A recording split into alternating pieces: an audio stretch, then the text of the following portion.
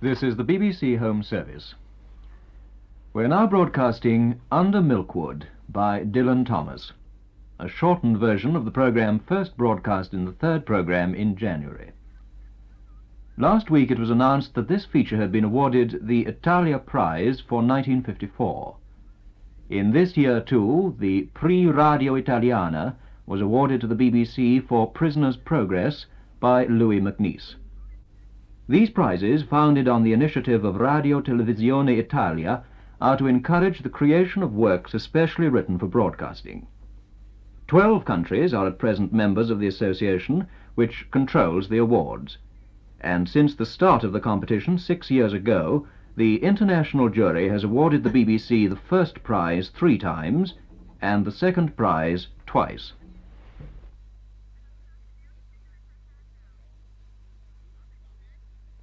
Under Milkwood by Dylan Thomas.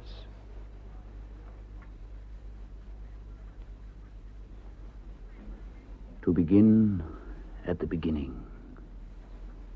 It is spring, moonless night in the small town, starless and Bible black, the cobbled streets silent and the hunched quarters and Rabbit's Wood limping invisible down to the slow black,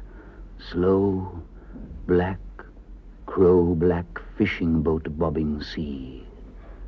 The houses are blind as moles, though moles see fine tonight in the snouting velvet dingles, or blind as Captain Cat there in the muffled middle by the pump and the town clock, the shops in mourning, the welfare hall in widow's weeds, and all the people of the lulled and dumbfound town are sleeping now. Hush! The babies are sleeping, the farmers, the fishers, the tradesmen and pensioners, cobblers, schoolteacher, postman and publican, the undertaker and the fancy woman, drunkard, dressmaker, preacher, policeman, the webfoot cockle-women, and the tidy wives. Young girls lie bedded soft or glide in their dreams with rings and trousseaux, bridesmaided by glowworms down the aisles of the organ-playing wood. The boys are dreaming wicked, or of the bucking ranches of the night and the jolly Rogered sea. And the anthracite statues of the horses sleep in the fields, and the cows in the byres, and the dogs in the wet-nosed yards, and the cats nap in the slant corners, or lope, sly, streaking and needling on the one cloud of the roofs. You can hear the dew falling, and the hushed town breathing. Only your eyes are unclosed to see the black and folded town fast and slow, asleep. And you alone can hear the invisible starfall, the darkest before dawn minutely dew-grey stir of the black dab-filled sea, where the Arethusa, the curlew, the skylark, Zanzibar, Rhiannon, the rover, the cormorant, and the star of Wales tilt and ride. Listen. It is night. Moving in the streets, the processional salt, slow musical wind in Coronation Street and Cockle Row. It is the grass growing on Llaregib Hill, dewfall, starfall, the sleep of birds in Milkwood. Time passes. Listen. Time passes. Come closer now. Only you can hear the houses sleeping in the streets in the slow, deep, salt and silent, black, bandaged night. Only you can see in the blinded bedrooms the combs and petticoats over the chairs, the jugs and basins, the glasses of teeth, thou shalt not on the wall, and the yellowing dicky bird watching pictures of the dead.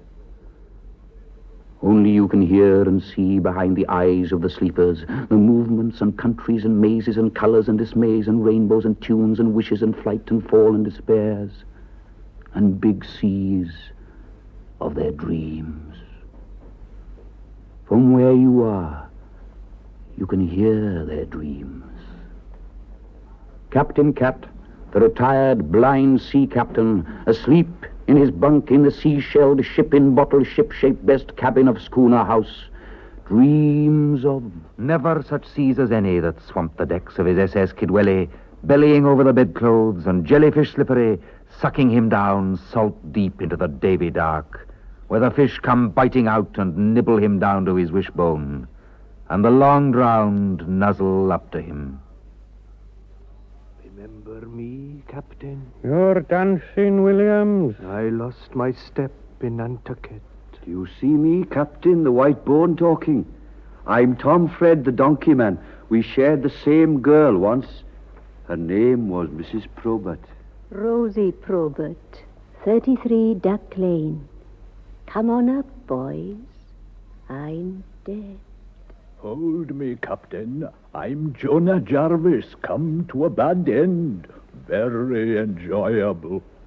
Alfred Pomeroy Jones, sea lawyer, born in Mumbles, sung like a linnet, crowned you with a flagon, tattooed with mermaids, thirst like a dredger, died of blisters. This skull at your ear hole is? Curly Bevan. Tell my auntie it was me that pawned the Ormolu clock. Aye, Curly. Tell my missus no, I never. I never done what she said. I never... Yes, they did.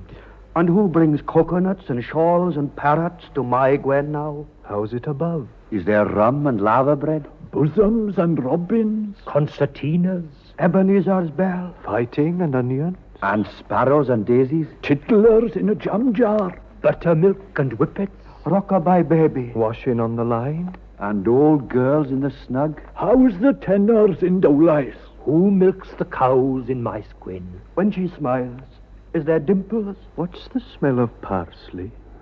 Oh, my dead dears.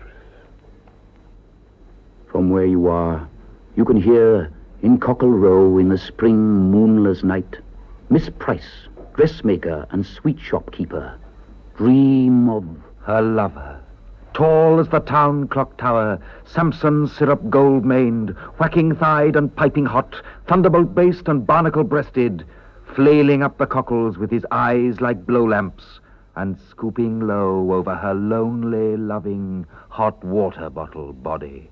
Mavanoy Price, Mr. Morg Edward. I am a draper mad with love. I love you more than all the flannelette and calico, Candlewick, dimity, crash and merino, tussor, cretonne, crepon, muslin, poplin, tickin and twill in the whole cloth hall of the world. I have come to take you away to my emporium on the hill, where the change hums on wires. Throw away your little Welsh bed socks and your Welsh wool knitted jacket. I will warm the sheets like an electric toaster. I will lie by your side like the Sunday roast. I will knit you a wallet of forget-me-not blue for the money to be comfy. I will warm your heart by the fire so that you can slip it in under your vest when the shop is closed. Mavanoy, before the mice gnaw at your bottom drawer, will you say... Yes, Mog. Yes, Mog. Yes, yes, yes. And all the bells of the tills of the town shall ring for our wedding.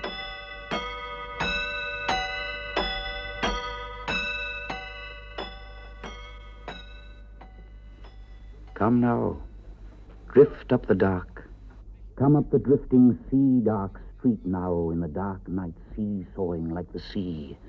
To the Bible-black, airless attic over Jack Black, the cobbler shop, where alone and savagely Jack Black sleeps in a nightshirt tied to his ankles with elastic, and dreams of... Chasing the naughty couples down the grass-green gooseberry double bed of the wood, flogging the tosspots in the spit and sawdust, driving out the bare, bold girls from the sixpenny hops of his nightmares. Ah, Harry! Ah, Harry! And in the little pink-eyed cottage next to the undertaker's lie, alone, the 17 snoring, gentle stone of Mr. Waldo, rabbit catcher, barber, herbalist, cat doctor, quack, his fat, pink hands palms up over the edge of the patchwork quilt, his black boots neat and tidy in the washing basin, his bowler on a nail above the bed, a milk stout and a slice of cold bread pudding under the pillow, and dripping in the dark, he dreams of... This little piggy went to market. This little piggy stayed at home. This little piggy had roast beef. This little piggy had none. And this little piggy went... Wee, wee, wee. all the way home to... Waldo! Waldo! Yes, Bloodwind, love? Oh, what'll the neighbours say? What'll the neighbours? Poor Mrs. Waldo. What she puts up with. Never should have married. If she didn't have to. Same as her mother. There's a husband for you. Bad as his father. And you know where he ended? Up in the asylum. Crying for his ma. Every Saturday. He hasn't got a leg. And carrying on. With that Mrs. Beatty Morris. Up in the quarry. And seen her baby? It's got his nose. Oh, it makes my heart bleed. What he'll do for drink. He sold the pianola. And a sewing machine. Falling in the gutter. Talking to the lamppost. Using language. Singing in the doublew. Poor Mrs. Waldo. Oh, Waldo. Waldo. Hush, love, hush. I'm widower, Waldo, now. Waldo? Waldo! Yes, our man? Oh, what'll the neighbours say? What'll the neighbours?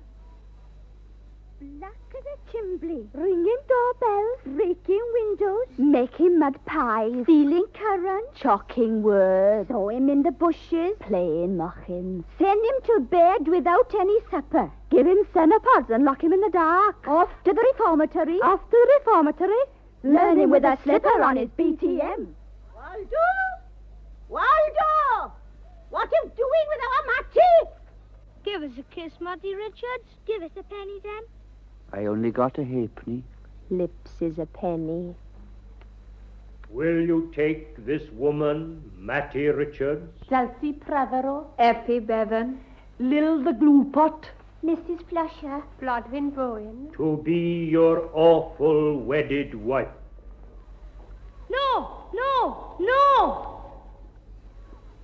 Now, in her iceberg-white, holily laundered crinoline nightgown and the virtuous polar sheets in her spruced and scoured, dust-defying bedroom in trig and trim bay view, a house for paying guests at the top of the town, Mrs. Ogmore Pritchard, widow twice of Mr. Ogmore Linoleum, retired, and Mr. Pritchard, failed bookmaker, who, maddened by bezooming, swabbing, and scrubbing, the voice of the vacuum cleaner and the fume of polish, ironically swallowed disinfectant, fidgets in her Rin's sleep, wakes in a dream, and nudges in the ribs. Dead, Mr. Ogmore. Dead, Mr. Pritchard. Ghostly on either side. Mr. Ogmore, Mr. Pritchard, it is time to inhale your balsam. Oh, Mrs. Ogmore. Oh, Mrs. Pritchard. Soon it will be time to get up. Tell me your tasks in order.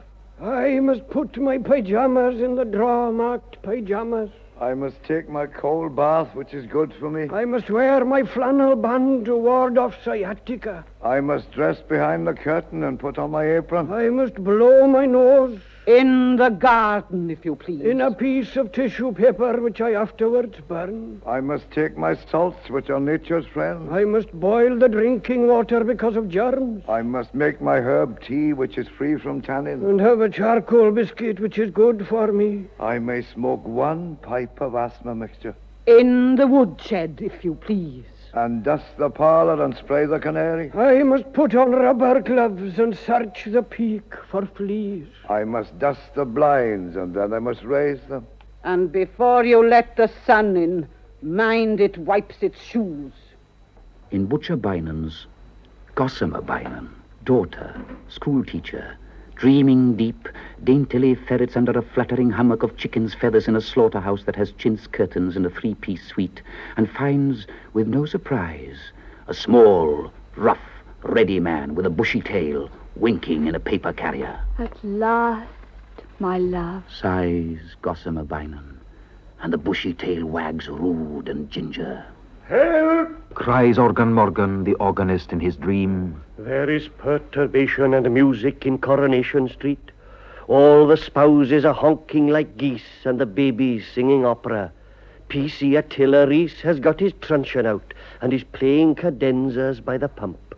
The cows from Sunday Meadow ring like reindeer, and on the roof of Handel Villa see the women's welfare hoofing bloomered in the moon. Willy-nilly postman, asleep up street, walks 14 miles to deliver the post, as he does every day of the night. And rat-a-tats hard and sharp on Mrs. Willy-nilly. Don't spank me, please, teacher. Whimpers his wife at his side. But every night of her married life, she has been late for school. Sinbad Sailors, over the taproom of the Sailor's Arms, hugs his damp pillow, whose secret name is Gossamer Bynum. A Mogul catches Lily Smalls in the washhouse. Oh, you old Mogul. Mrs. Rose Cottage's eldest, May, peels off her pink and white skin in a furnace, in a tower, in a cave, in a waterfall, in a wood, and waits there, raw as an onion, for Mr. Wright to leap up the burning, tall, hollow splashes of leaves like a brilliantine trout. Call me Dolores, like they do in the stories. Alone until she dies, Bessie Bighead, hired help, born in the workhouse, smelling of the cowshed, snores, bass and gruff, on a couch of straw in a loft in Salt Lake Farm, and picks a posy of daisies in Sunday Meadow to put on the grave of Gomer Owen, who kissed her once by the pigsty when she wasn't looking, and never kissed her again, although she was looking all the time. And the inspectors of cruelty fly down into Mrs. Butcher Bynum's dream to persecute Mr. Bynum for selling owl meat, dog's eyes, man chop.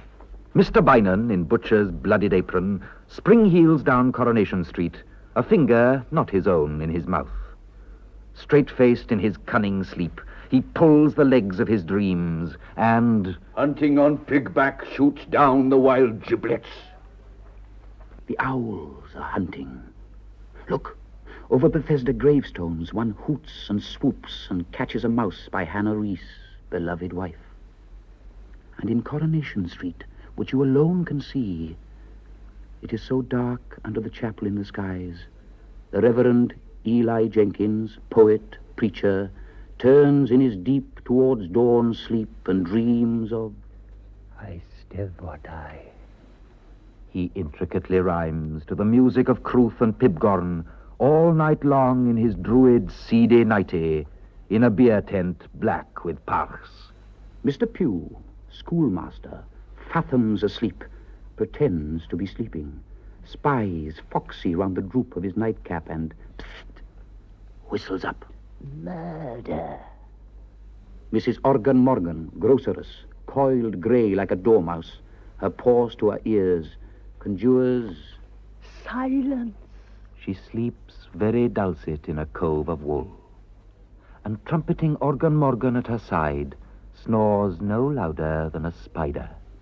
Mary Ann Sailors dreams of The Garden of Eden, she comes in her smock frock and clogs, away from the cool, scrubbed, cobbled kitchen, with the Sunday school pictures on the whitewashed wall, and the farmer's almanac hung above the settle, and the sides of bacon on the ceiling hooks, and goes down the cockle-shelled paths of that apple pie kitchen garden, ducking under the gypo's clothes pegs, catching her apron on the blackcurrant bushes, past bean rows and onion bed and tomatoes ripening on the wall, towards the old man playing the harmonium in the orchard, and sits down on the grass at his side and shells the green peas that grow up through the lap of her frock that brushes the dew. in Donkey Street, so furred with sleep. Die bread, Polly Garter, no good boyo, and Lord Cut Glass sigh before the dawn that is about to be, and dream of harems, Babies. Nothing. Tick-tock, tick-tock, tick-tock, tick-tock. time passes. Listen. Time passes. An owl flies home past Bethesda to a chapel in an oak. And the dawn inches up.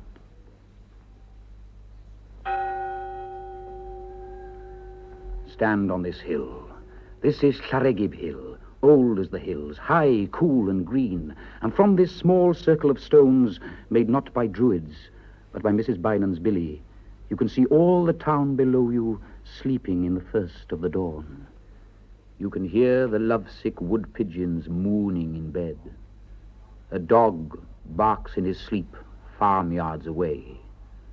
The town ripples like a lake in the waking haze. The principality of the sky lightens now over our green hill into spring morning, larked and crowed and belling. Who pulls the town hall bell rope but blind Captain Cat?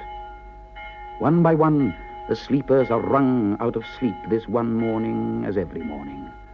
And soon you shall see the chimneys slow up flying snow as Captain Cat, in sailor's cap and sea boots, announces today with his loud get-out-of-bed bell. The Reverend Eli Jenkins in Bethesda House gropes out of bed into his preacher's black, combs back his bard's white hair, forgets to wash, pads barefoot downstairs, opens the front door, stands in the doorway, and looking out at the day and up at the eternal hill, and hearing the sea break and the gab of birds, remembers his own verses and tells them softly to empty Coronation Street that is rising and raising its blinds. Dear Gwalia, I know there are towns lovelier than ours, and fairer hills and loftier far, and groves more full of flowers, and boskier woods more blithe with spring, and bright with birds adorning, and sweeter bards than I to sing their praise this beauteous morning. By Cadair Idris tempest torn, or Moel Oiddfa's glory, Carneth Llewellyn beauty born, Plinlimmon old in story, by mountains where King Arthur dreams, by Penmaen Mawr defiant, Llaregib hill a molehill seems, a pygmy to a giant. By Souther, Senny, Dyfi, Dee, Edu, Eden, Aled, all, Taff and Towie, broad and free, Llyfnant with its waterfall, Clairwen, Cleddau, Dillais, Dor, Ely, Gwili, Ogwr, Neve. Small is our river Dewi, Lord, a baby on a rushy bed. By Carreg Kennan, king of time, our Heron head is only a bit of stone with seaweed spread, where gulls come to be lonely. A tiny dingle is Milkwood by Golden Grove neath Gronga, but let me choose, and oh, I should love all my life and longer to stroll among our trees and stray in Gusgog Lane on Donkey Down, and hear the Dewi sing all day and never, never leave the town. The Reverend Jenkins closes the front door. His morning service is over.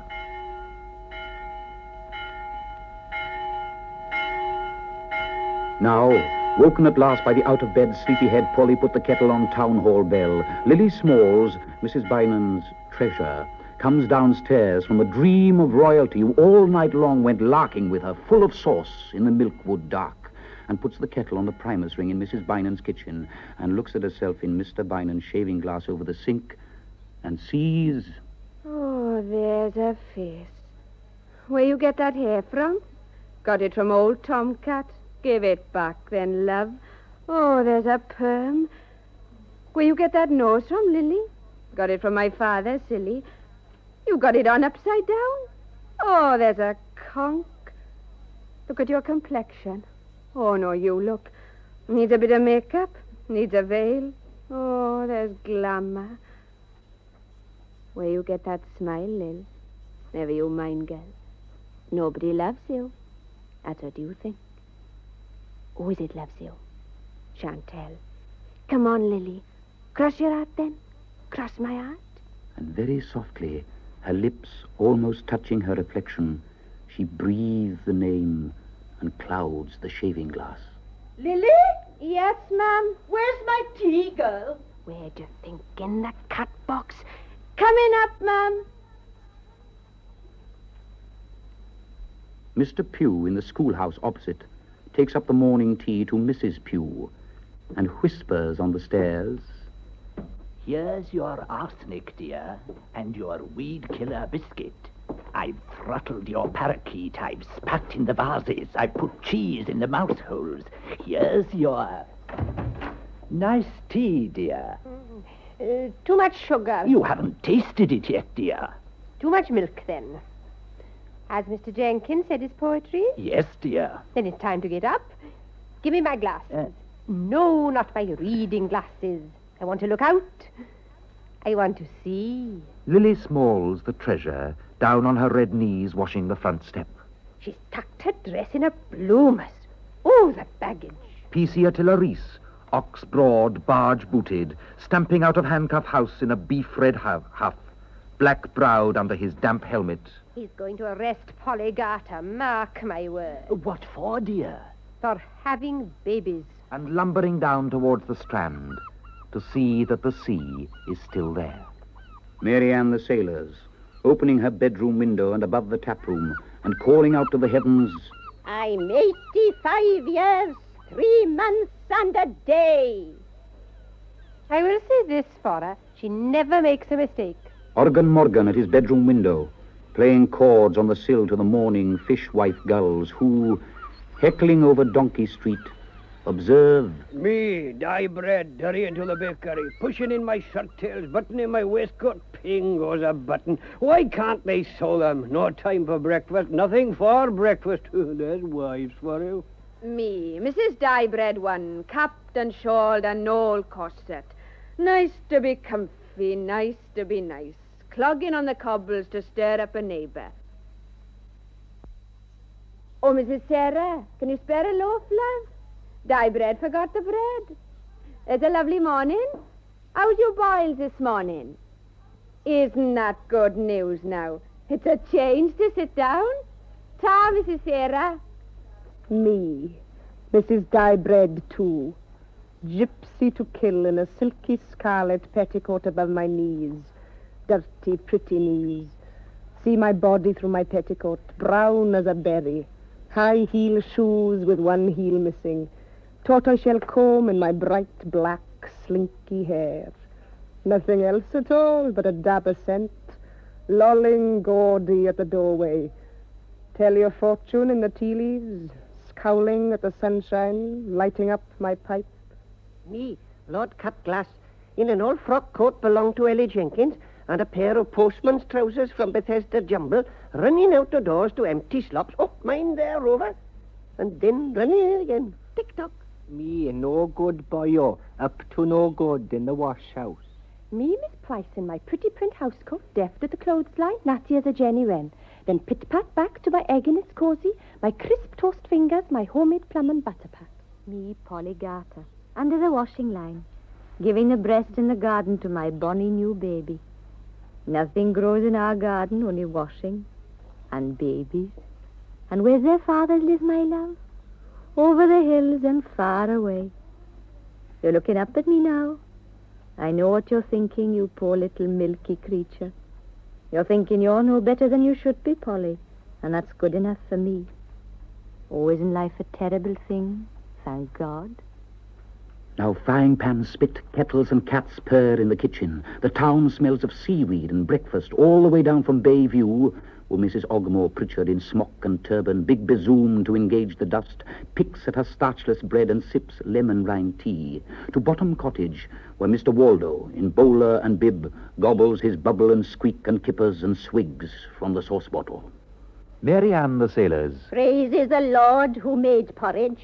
Mr. and Mrs. Cherry Owen, in their Donkey Street room that is bedroom, parlour, kitchen and scullery, sit down to last night's supper of onions boiled in their overcoats and broth of spuds and bacon rind and leeks and bones. See that smudge on the wall by the picture of Auntie Blossom? That's where you threw the sago. You only missed me by an inch. I always miss Auntie Blossom, too. Remember last night? In you reeled my boy, drunk as a deacon, with a big wet bucket and a fish frail full of stout.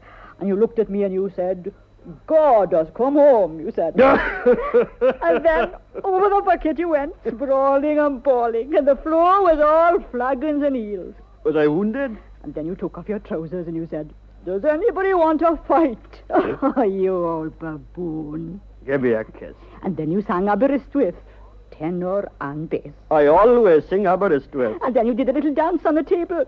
I did? Drop dead. And then what did I do? Then you cried like a baby and said you were a poor drunk orphan with nowhere to go but the grave.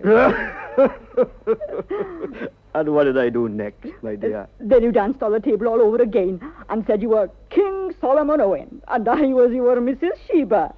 And then? And then I got you into bed and you snored all night like a brewery.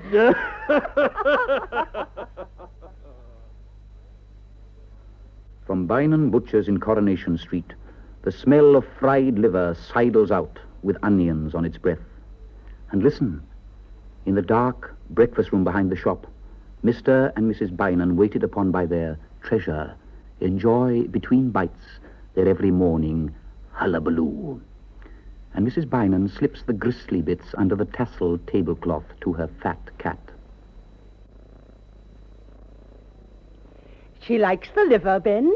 She ought to do, Bess. It's her brother's.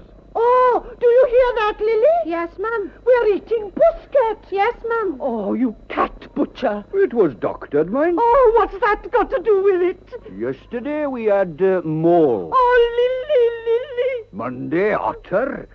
Tuesday, shrews. Oh, go on, Mrs. Bynon. He's the biggest liar in town. Don't you dare say that about Mr. Bynon. Everybody knows it, Mum. Mr. Bynon never tells a lie. Do you, Ben? No, Bess. And now I'm going out after the corgis with my little cleaver. Oh, Lily.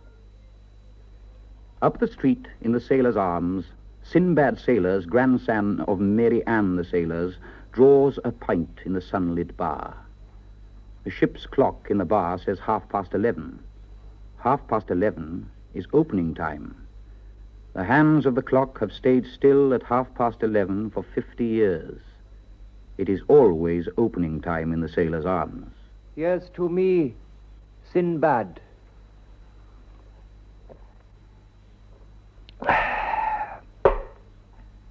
Syrup is sold in the post office. A car drives to market full of fowls and a farmer. Milk churns stand at Coronation Corner like short, silver policemen. And sitting at the open window of Schooner House, blind Captain Cat hears all the mourning of the town. Maggie Richards, Ricky Reyes, Tommy Powell. Our Sal, Little Gerwine. Billy Swansea with the dog's voice. One of Mr. Waldo's. Nasty Humphrey. Jackie with a sniff. Where's Dicky's Albie and the boys from T-Pant? Perhaps they got the rash again. Oh, somebody's hit Maggie Richards. 2-1, it's Billy Swansea. Never trust a boy who barks. Right again, it's Billy. And the children's voices cry away.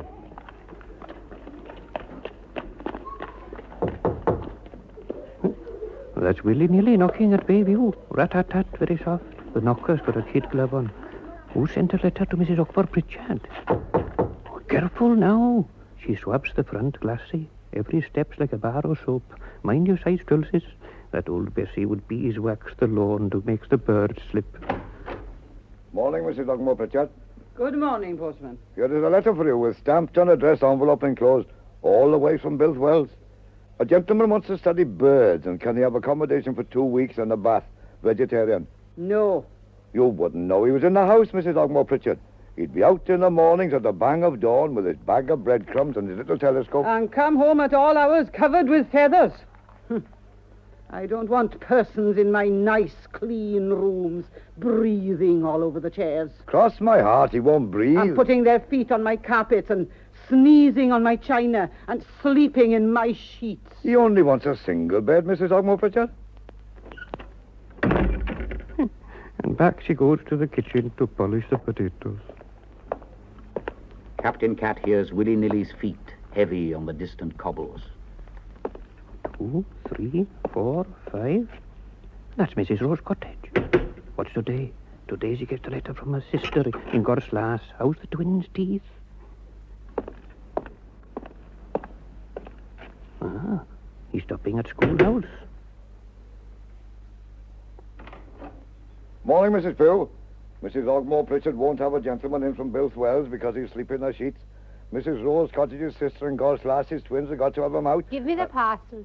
It's for Mr. Pugh, Mrs. Pugh. Never you mind. What's inside it? A book called Lives of the Great Poisoners.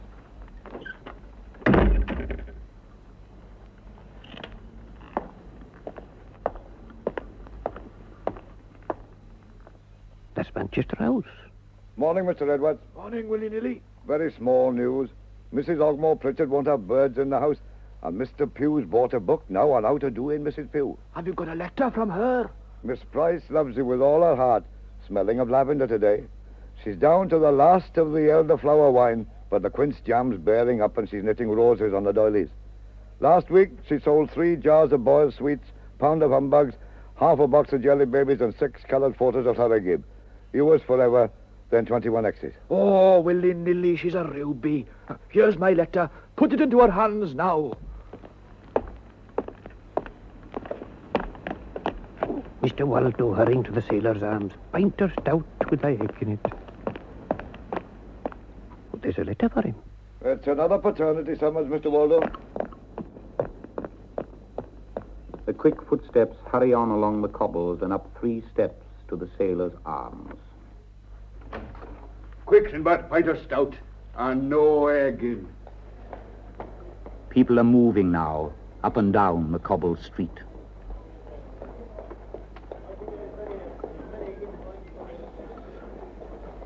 All the women are out this morning in the sun. You can tell it's spring. There goes Mrs. Cherry. You can tell her by her trotter. Off she trots, new as a daisy. Who's that talking by the pump? Mrs. Floyd and Boyo talking flatfish. What can you talk about flatfish? That's Mrs. Diebread one, waltzing up the street like a jelly. Every time she shakes, it's slap, slap, slap. Who's that? Mrs. Butcher Bainan with her pet black cat. It follows her everywhere, meow and all. Ah, there goes Mrs. 23, important. The sun gets up and goes down in her dewlap. When she shuts her eyes, it's night. High heels now, in the morning too. Mrs. Rose Cottage's eldest, May.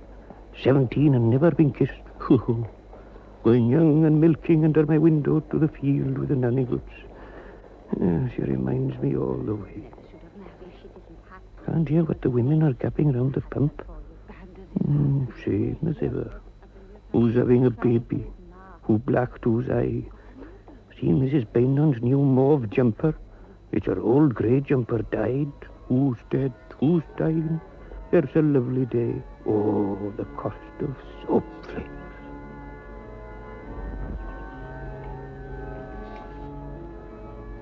Morgan's at it early. You can tell it's spring.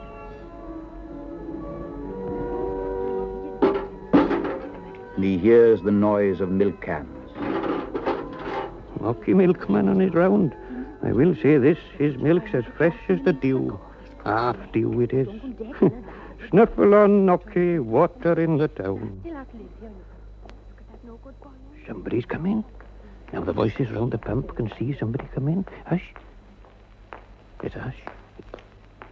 You can tell by the noise of the hush it's Polly Carter. Hello, Polly. Who's there? Me, love.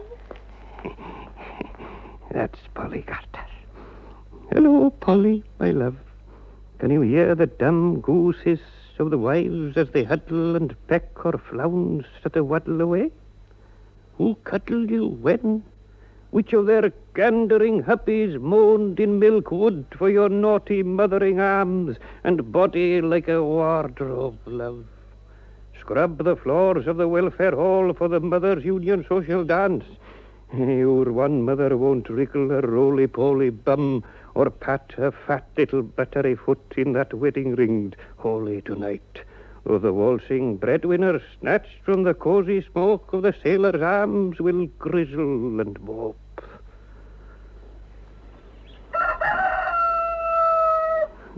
Too late, cock. Too late. For the town's half over with its morning.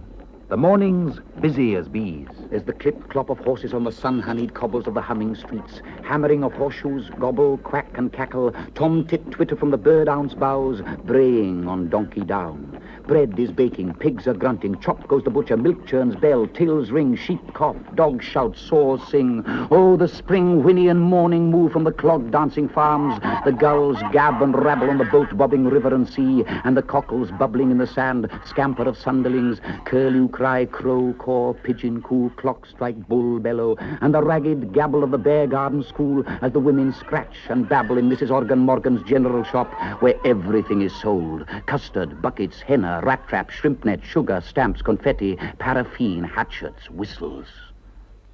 Mrs. Ogmore Pritchard. La-di-da. Got a man in Bilthwell? And he got a little telescope to look at birds. Willy-nilly said. Remember her first husband? He didn't need a telescope. He looked at them undressing through the keyhole. And he used to shout tally-ho. But Mr. Ogmore was a proper gentleman. Even though he hanged his collie. Seen Mrs. Butcher Bynum? She said Butcher Bynum put dogs in the mincer. Go on, he's pulling her leg. Now, don't you dare tell her that, there's a dear. Or she'll think he's trying to pull it off and eat it. There's a nasty lot live here when you come to think of it. Look at that no-good boy, oh now. Too lazy to wipe his snout. And going out fishing every day. And all he ever brought back was a Mrs. Samuels. Been in the water a week. And look at Ocky Milkman's wife that nobody's ever seen. He keeps her in the cupboard with the empties. And think of Di Bread with 2 wives. One for the daytime, one for the night. Men are brutes on the quiet. And how's Organ, Mrs. Morgan? You look dead beat. It's organ all the time with him. Up every night until midnight playing the organ. Oh, I'm a martyr to music. Outside, the sun springs down on the rough and tumbling town. It runs through the hedges of Goosegog Lane, cuffing the birds to sing. Spring whips green down Cockle Row, and the shells ring out. Llaregib, this snip of a morning, is wild fruit and warm. The streets, fields, sands and waters springing in the young sun. Evans the Deaf presses hard with black gloves on the coffin of his breast, in case his heart jumps out. Where's your dignity? Lie down. Spring stirs Gossamer Bynum, schoolmistress, like a spoon. Oh, what can I do? I'll never be refined if I twitch. Spring, this strong morning, foams in a flame in Jack Black as he cobbles a high-heeled shoe for Mrs. Di Bread too, the gypsy. But he hammers it sternly out. There is no leg belonging to the foot that belongs to this shoe. The sun and the green breeze, ship Captain Cat, sea memory again. No, I'll take the mulatto. By God, who's captain here? Parlez-vous jig, madame? Mary Ann Sailors says very softly to herself as she looks out at Llaregib Hill from the bedroom where she was born. It is spring in Llaregib, in the sun in my old age, and this is the chosen land. And in willy-nilly the postman's dark and sizzling, damp, tea-coated, misty, pygmy kitchen, where the spitting cat kettles throb and hop on the range, Mrs. Willy-nilly steams open Mr. Mog Edwards' letter to Miss Mavanui Price and reads it aloud to Willy-nilly by the squint of the spring sun through the one-sealed window running with tears, while the drugged, bedraggled hens at the back door whimper and snivel for the licorice bog-black tea. From Manchester House, Llaregib. Sole prop, Mr. Mog Edwards, late of Tush, Linda Draper, haberdasher, master tailor, costumer. For West End negligee, lingerie, tea gowns, evening dress, trousseaux, layettes. Also ready to wear for all occasions. Economical outfitting for agricultural employment, our speciality. Wardrobe sport. Among our satisfied customers, ministers of religion and JPs. Fittings by appointment. Advertising weekly in the Tush Bugle. Beloved Mavanui Price, my bride in heaven. I love you until death do us part, and then we shall be together forever and ever. A new parcel of ribbons has come from Carmarthen today, all the colours in the rainbow. Oh, I wish I could tie a ribbon in your hair, a white one, but it cannot be. I dreamed last night you were all dripping wet, and you sat on my lap as the Reverend Jenkins went down the street. I see you got a mermaid in your lap, he said, and he lifted his hat. Oh, he's a proper Christian. Not like Cherry Owen, who said you should have thrown her back, he said. Business is very poorly. Polly Garter bought 2 garters with roses, but she never got stockings, so what's the use, I say? Mr. Waldo tried to sell me a woman's nightie, outsize. He said he found it, and we know where. I sold a packet of pins to Tom the Sailors to pick his teeth.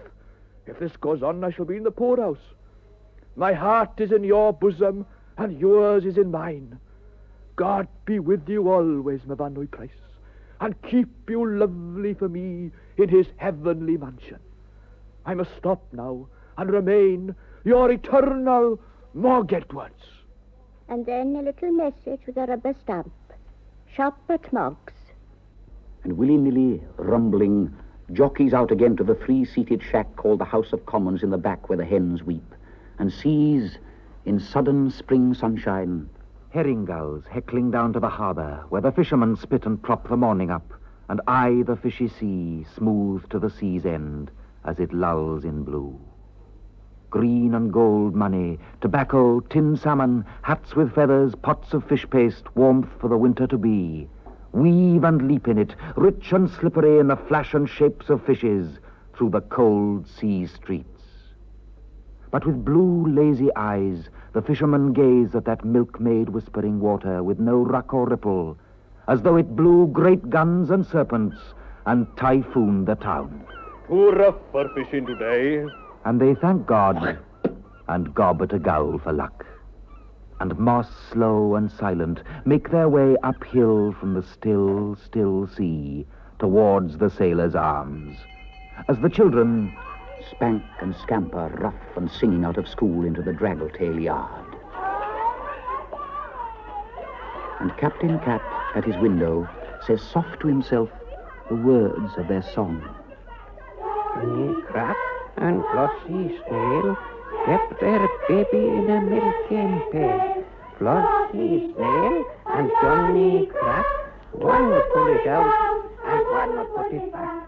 It's my turn now, said Flossie Snail, to take the baby from the milking. And it's my turn now, said Johnny Crab, to smack it on the head and put it back. Mrs. Ogmore Pritchard belches in a teeny hanky and chases the sunlight with a fly whisk. But even she cannot drive out the spring. From one of the finger bowls, a primrose grows.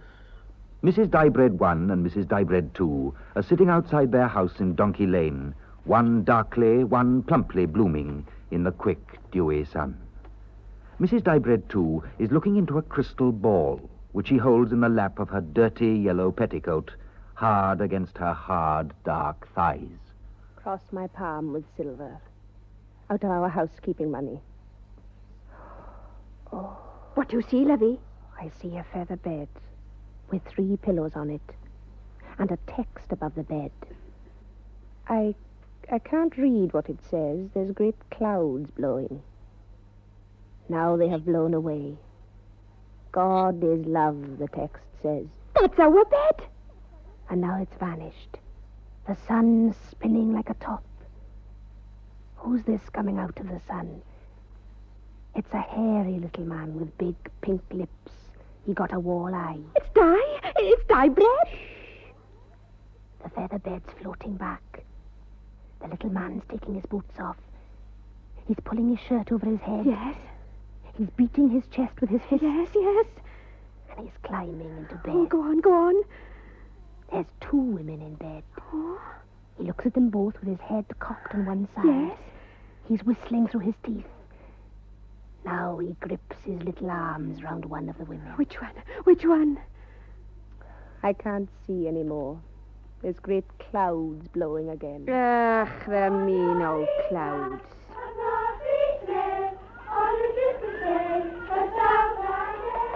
The morning is all singing. The Reverend Eli Jenkins, busy on his morning calls, stops outside the welfare hall to hear Polly Garter as she scrubs the floors for the Mothers' Union dance tonight.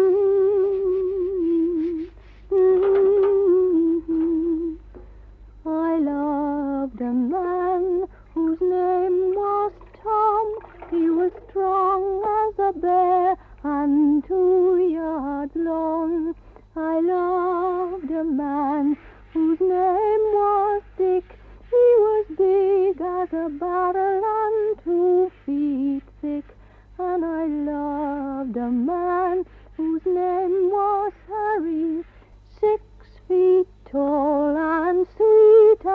cherry, but the one I loved best, awake or asleep, was little Willie Wee, and he's 6 feet deep. Oh, Tom, Dick, and Harry were 3 fine men, and I'll never have such loving again. But little Willie Wee, who took me on his knee, little Willie Weasel was the man for me.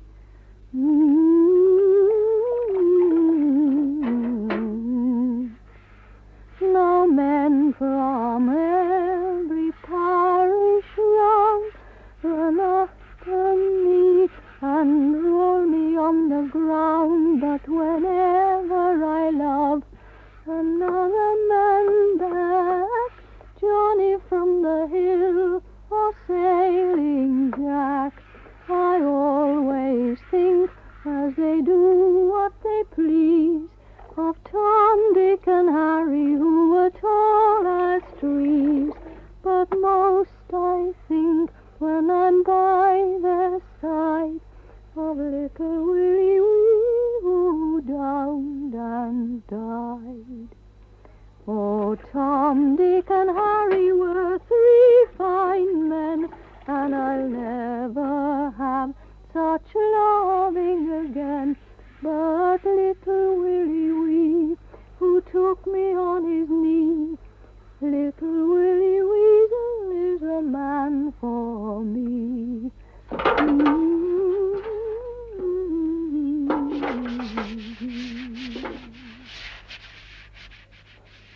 Praise the Lord, we are a musical nation. And the Reverend Eli Jenkins hurries on through the town to visit the sick with jelly and poems. The town's as full as a lovebird's egg. There goes the Reverend, says Mr. Waldo at the smoked herring-brown window of the unwashed Sailor's Arms, with his brolly and his odes. Fill 'em up, Sinbad. I'm on the treacle today. The silent fishermen flush down their pints. And the morning school is over, and Captain Cat, at his curtained schooner's porthole open to the spring sun tides, hears the naughty, forfeiting children tumble and rhyme on the cobbles. When he got the boys, they made such a noise. Boys, boys, boys, come along to me. Boys, boys, boys, kiss Gwenny where she says, oh, give her a penny. Go on, Gwenny. Kiss me in Goosegog Lane, oh, give me a penny. What's your name? Billy. Kiss me in Goosegog Lane, Billy, oh, give me a penny, silly. Gwenny, Gwenny, I kiss you in Goosegog Lane. Now I haven't got to give you a penny. Boys, boys, boys, kiss Gwenny where she says, I'll give her a penny. Go on, Gwenny. Kiss me on Schlarregate Hill. Oh, give me a penny. What's your name? Johnny Cristo. Kiss me on Schlarregate Hill. Johnny Cristo. Oh, give me a penny, mister. Gwenny, Gwenny, I kiss you on Schlarregate Hill. No, I haven't got to give you a penny. Boys, boys, boys, kiss Gwenny where she says, oh, give her a penny. Go on, Gwenny. Kiss me in Milkwood, oh, give me a penny. What's your name? Dickie. Kiss me in Milkwood, Dickie, oh, give me a penny quickly. Gwenny, Gwenny, I can't kiss you in Milkwood. Gwenny, ask him why. Why? 'Cause my mother says I mustn't. Cowdy, cowdy, custard, give Gwenny a penny. Give me a penny. I haven't got any. Put him in the river, after we never. Quick, quick, dirty Dick, beat him on the bum with a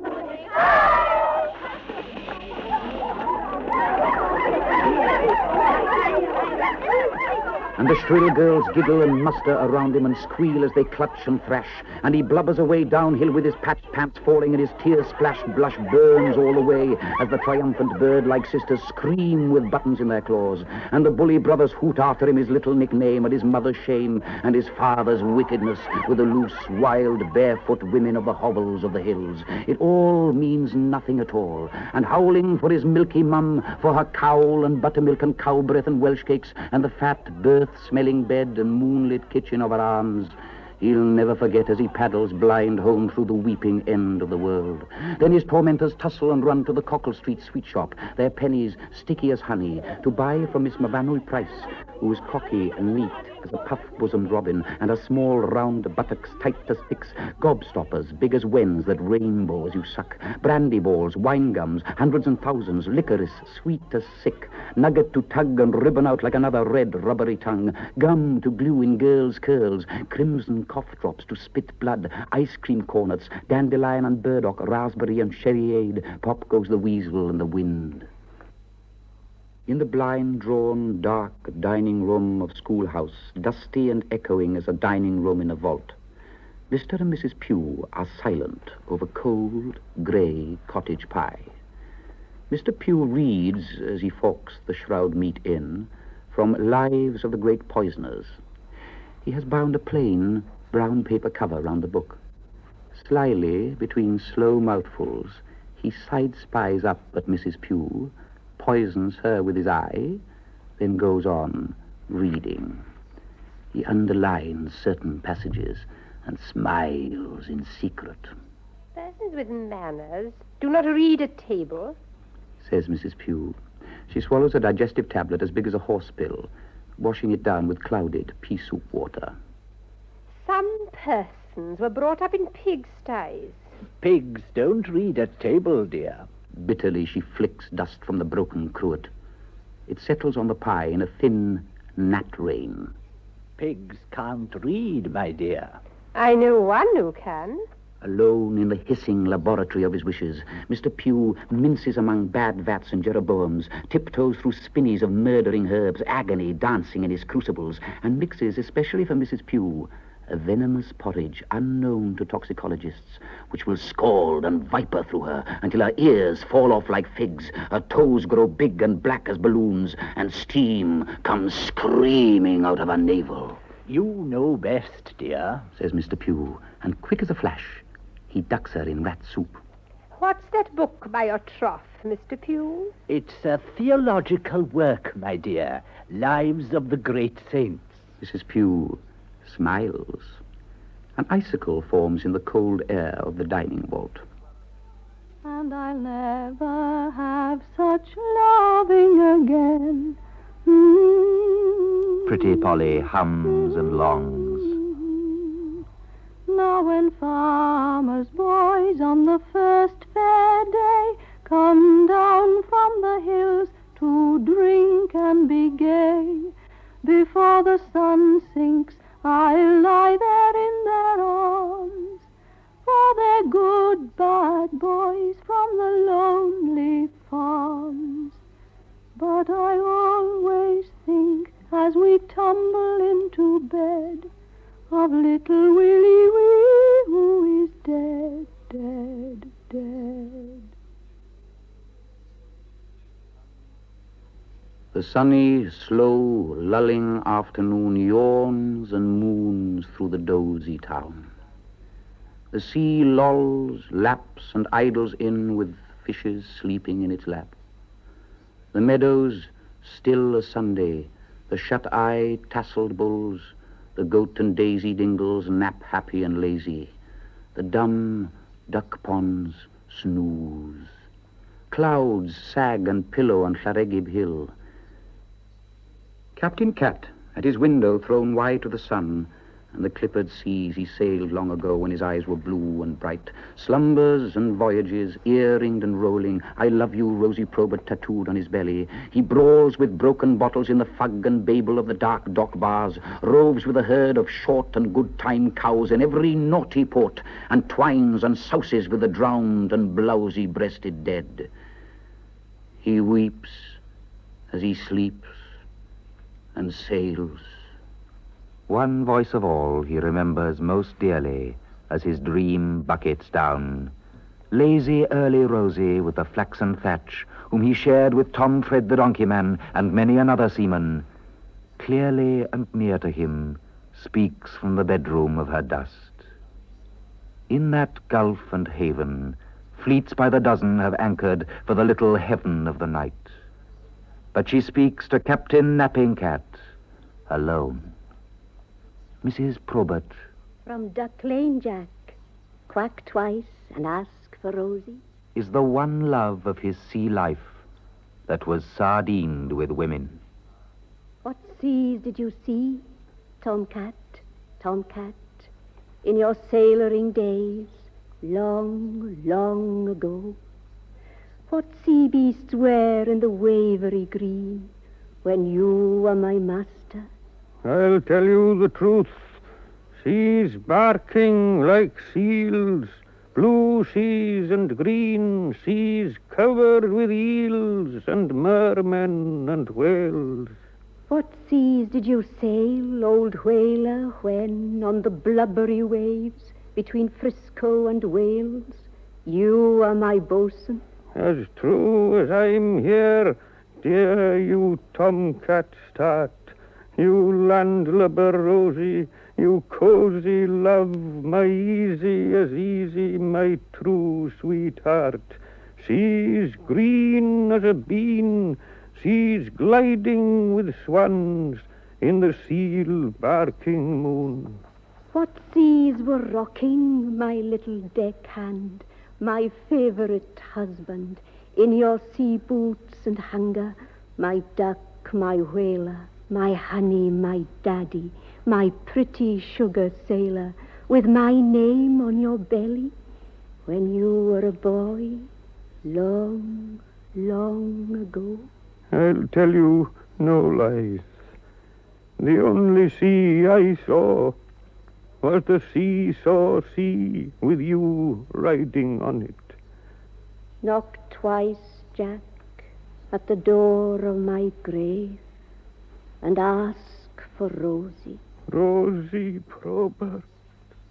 Remember her. She is forgetting.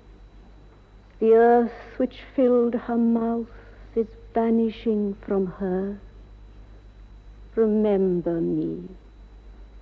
I have forgotten you. I am going into the darkness of the darkness forever.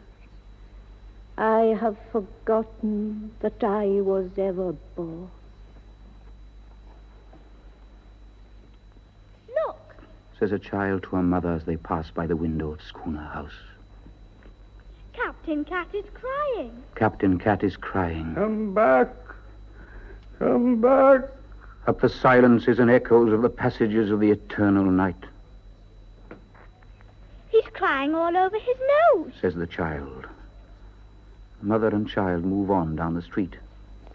He's got a nose like strawberries. The child says, and then she forgets him too. The afternoon buzzes like lazy bees round the flowers round May Rose Cottage. Nearly asleep in the field of nanny goats who hum and gently butt the sun, she blows love on a puffball. He loves me. He loves me not. He loves me. He loves me not. He loves me, the dirty old fool. Lazy she lies alone in clover and sweet grass. 17 and never been sweet in the grass. Ho ho. Farmer Watkins in Salt Lake Farm hates his cattle on the hill as he hoes them in to milking. Damn you, you damn dairies! A cow kisses him. Bite her to death! He shouts to his deaf dog, who smiles and licks his hand. Score him! Sit on him, Daisy! He bawls to the cow, who barbed him with her tongue. And she moos gentle words as he raves and dances among his summer-breathed slaves, walking delicately to the farm. The coming of the end of the spring day is already reflected in the lakes of their great eyes. Bessie Bighead greets them by the name she gave them when they were maidens. Meg, Buttercup, Moll, Fan from the castle, Theodosia, and Daisy. They bow their heads. Look up Bessie Bighead in the White Book of Llaregib, and you will find the few haggard rags and the one poor glittering thread of her history laid out in pages there with as much love and care as the lock of hair of a first lost love. Conceived in Milkwood, born in a barn, wrapped in paper, left on a doorstep, big-headed and bass-voiced, she grew in the dark until long-dead Gomer Owen kissed her when she wasn't looking, because he was dead. Now in the light, she'll work, sing, milk, say the cows' sweet names, and sleep until the night sucks out her soul and spits it into the sky. In her lifelong love light, holily Bessie milks the fond lake-eyed cows, as dusk showers slowly down over byre, sea, and town. Utah Watkins curses through the farmyard on a cart horse. Get up, you bleeding cripple! And the huge horse neighs softly, as though he had given it a lump of sugar. Now the town is dusk. Each cobble, donkey, goose, and gooseberry street is a thoroughfare of dusk. And dusk, and ceremonial dust, and night's first darkening snow, and the sleep of birds, drift under and through the live dusk of this place of love. Llaregib is the capital of dusk. Mrs. Ogmore Pritchard, at the first drop of the dusk shower, seals all her sea view doors, draws the germ-free blinds, sits erect as a dry dream on a high-backed hygienic chair, and wills herself to cold, quick sleep. At once, at twice, Mr. Ogmore and Mr. Pritchard, who all dead day long have been gossiping like ghosts in the woodshed, planning the loveless destruction of their glass widow, reluctantly sigh and sidle into her clean house. You first, Mr. Ogmore. After you, Mr. Pritchard. No, Mr. Ogmore. You widowed her first. And in through the keyhole, with tears where their eyes once were, they ooze and grumble. Husbands, she says in her sleep. There is acid love in her voice for one of the two shambling phantoms. Mr. Ogmore hopes that it is not for him. So there's Mr. Pritchard. I love you both. Oh, Mrs. Ogmore. Oh, Mrs. Pritchard. Soon it will be time to go to bed. Tell me your tasks in order. We must take our pajamas from the drawer-marked pajamas. And then you must take them off. Down in the dusking town, May Rose Cottage, still lying in clover, listens to the nanny goats chew. I'm fast. I'm a bad lot. God will strike me dead. I'm 17. I'll go to hell. She tells the goats. You just wait. I'll sin till I blow up. She lies deep, waiting for the worst to happen. The goats champ and sneer. And at the doorway of Bethesda House, the Reverend Jenkins recites to Llaregib Hill his sunset poem. Every morning when I wake, dear Lord, a little prayer I make. Oh, please to keep thy lovely eye on all poor creatures born to die. And every evening at sundown I ask a blessing on the town. For whether we last the night or no, I'm sure is always touch and go. We are not wholly bad or good who live our lives under Milkwood, and thou, I know, wilt be the first to see our best side, not our worst. Oh, let us see another day. Bless us this night, I pray. And to the sun we all will bow and say goodbye, but just for now. Jack Black prepares once more to meet his Satan in the wood.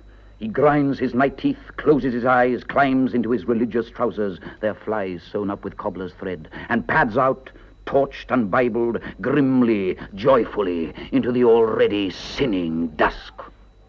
Off to Gomorrah! Dusk is drowned forever, until tomorrow. It is all at once night now. The windy town is a hill of windows, and from the lapped waves the lights of the lamps in the windows call back the day and the dead that have run away to sea. All over the calling dark, babies and old men are bribed and lullabied to sleep. Hush-a-bye, baby. The Sandman is coming. A farmer's lantern glimmers, a spark on Llaregib hillside. Llaregib Hill, writes the Reverend Jenkins in his poem room. Llaregib Hill, that mystic tumulus, the memorial of peoples that dwelt in the region of Llaregib before the Celts left the land of summer, and where the old wizards made themselves a wife out of flowers. Blind Captain Cat climbs into his bunk. Like a cat, he sees in the dark. Through the voyages of his tears, he sails to see the dead. Dancing Williams, still dancing. Jonah Jarvis, still. Curly Bevan Skull. Rosie with God. She has forgotten dying. The dead come out in their Sunday best. Listen to the night breaking. Organ Morgan goes to chapel to play the organ. He sees Bach lying on a tombstone. Johann Sebastian. Oh? Johann Sebastian, mighty Bach. Oh, Bach, Bach. Oh, the hell with you. Says Cherry Owen, who was resting on the tombstone on his way home. Mr. Mogg Edwards and Miss Mavanu Price, happily apart from one another at the top and the sea end of the town, write their every night letters of love and desire. In the warm, white book of Llaregib, you will find the little maps of the islands of their contentment. Oh, my Mogg, I am yours forever. And she looks round with pleasure at her own neat, never-dull room, which Mr. Mogg Edwards will never enter. Come to my arms, Mavanui. And he hugs his lovely money to his own heart. And Mr. Waldo, drunk in the dusky wood, hugs his lovely Polly Garter under the eyes and rattling tongues of the neighbors and the birds. And he does not care. He smacks his live red lips. But it is not his name that Polly Garter whispers as she lies under the oak and loves him back. 6 feet deep that name sings in the cold earth. But I always think as we tumble into bed of little Willie Wee who is dead, dead, dead. The thin night darkens.